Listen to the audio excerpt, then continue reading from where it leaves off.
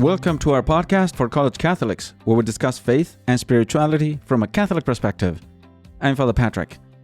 I have recently been presenting the sacraments of the Church, that is, the 7 sacraments instituted by Christ, the 7 sources of grace through which we receive God's divine life. So what the doctrine of the faith professes in the first part of the Catechism, we receive through the sacraments, which is presented in the second part of the Catechism. Now, this divine life, this life of grace, is what we are called to live out daily.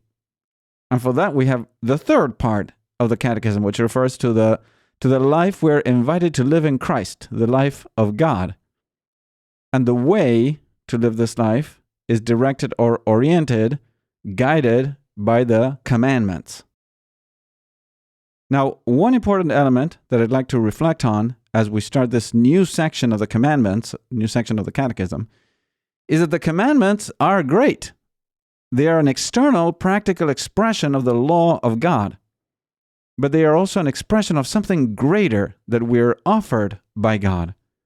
We should not look at the commandments merely as rules that have to be fulfilled, just as the traffic laws, or the rules that are given to you to live in a college dorm, or the rules you have to fulfill if you want to be a part of a particular club or some sort. In the case of our faith, God gives you something infinitely greater. He offers you, He gives you His own divine life, and offers you the possibility of partaking, of sharing in this divine nature. As St. Peter says in his second letter, 2 Peter chapter 1, verse 4. God has granted to us His precious and very great promises, that through these you may escape from the corruption that is in the world because of passion, and become partakers of the divine nature.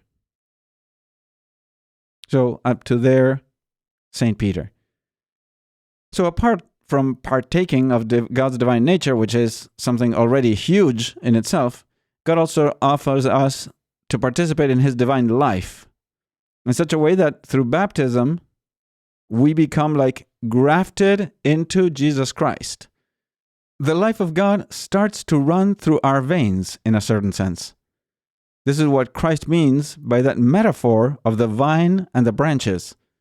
Just as the sap that comes from the vine runs through the branches and gives them life, producing leaves and then eventually the fruit of the grape, so too God's life runs through those who are in the state of grace and will produce good fruit of virtues and good works. This is what Jesus says during the Last Supper. We read it in John chapter 15, verse 5. I am the vine, you are the branches. He who abides in me and I in him, he it is that bears much fruit. For apart from me, you can do nothing. If you abide in me, and my words abide in you, ask whatever you will, and it shall be done for you. By this my Father is glorified, that you bear much fruit, and so prove to be my disciples.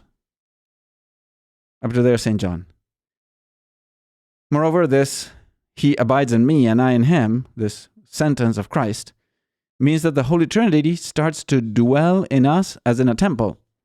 So God starts to live in you. He dwells in you to make your being, your body and soul, His house, we could say. And this is the heart of the Christian life, the essence of the life of the gospel, the essence of our religion, the essence of Catholicism.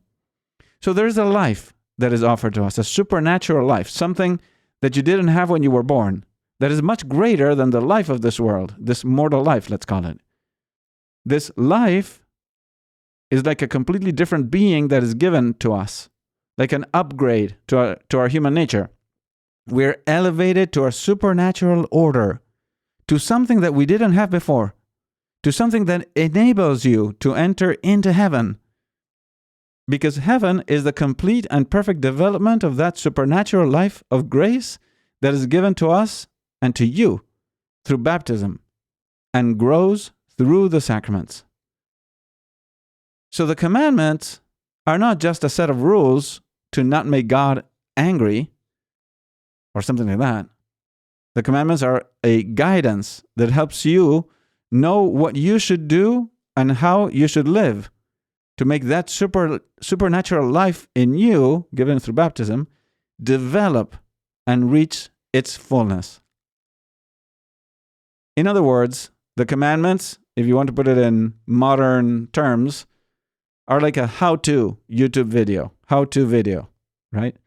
How many times if you want to know how to do something yourself at home, something you have never done before, like, I don't know, maybe changing a light fixture in your house or something, even sometimes some practical how to play guitar, you go to YouTube and search how to change a light fixture safely, or how to learn to play guitar. And you will find many how-to videos with guidelines and recommendations to install this light fixture safely, or how to learn how to play guitar, so that you can then know how to do these things without having taken any classes. But you have to follow what the video says, right? You have to try to be faithful to what they're teaching you. In a sense, it's like following the commandments. In this case, the commandments are the directions on how to live, so you can maintain the life of grace in you, strengthen it, and not only reach heaven, but also glorify God and reach your own personal fulfillment. Reach your true and perfect happiness in this life and in the next life. So that's what the moral teachings of the Catholic Church are for. To develop that life, that supernatural life given to you by God in baptism. To develop the greatest treasure that you have in this world, your friendship with God. In other words, to develop the life of God in you so as to truly become sons and daughters of God in the most perfect sense of the word. So in the upcoming episodes, we will look at the ultimate goal of that life, of that spiritual, supernatural life, which is the glory of God and our eternal happiness in heaven. We will look at some of the principles of the moral life, like what are the Beatitudes, what is human freedom, what is justification, the role of the moral law, and how it works together with the grace of God to help us live virtuous life. What is the meaning of a moral good and moral evil? And finally, we will dive a little bit into the understanding of the commandments and how to apply them to our everyday life. So I hope you continue to accompany me in this journey through the Catholic faith and how to live it out. So I have an invitation for all those college students and young adults who, in general, listen to this podcast. My religious community, Milius Christi, is putting on a young adults conference the first weekend of October. We call it Enkindle, and it is a weekend where we provide intellectual formation, spiritual growth, and fellowship for college students and young adults in general. It will take place in DeWitt, Michigan, just north of Lansing, from Friday, September 29th to Sunday, October 1st. And this year's conference, because we do it every year, right? So this year's conference will center on the Holy Eucharist, the mystery of the Holy Eucharist, because we are in the Eucharistic revival called for by the USCCB. And it is then entitled The Sacrament of Love, this conference this year. Some of the speakers will be Dr. Lawrence Feingold, Dr. Christopher Karstens, Father Timothy Anastos, and Lizzie Rizet. Each day there will be a lot of fellowship, socializing, games, apart from Mass, adoration, confessions, and Holy Rosary. I'll be there with Father John of God and Father Caesar and all our community, so we hope to see you there. For more information or to register, you can go to the show notes below in this podcast. I will put in the first link you will see is the link to the registration. Or you can also go to our website, miliuschristi.org, and look for Enkindle Conference. So I hope to see you next time, and may God bless your day.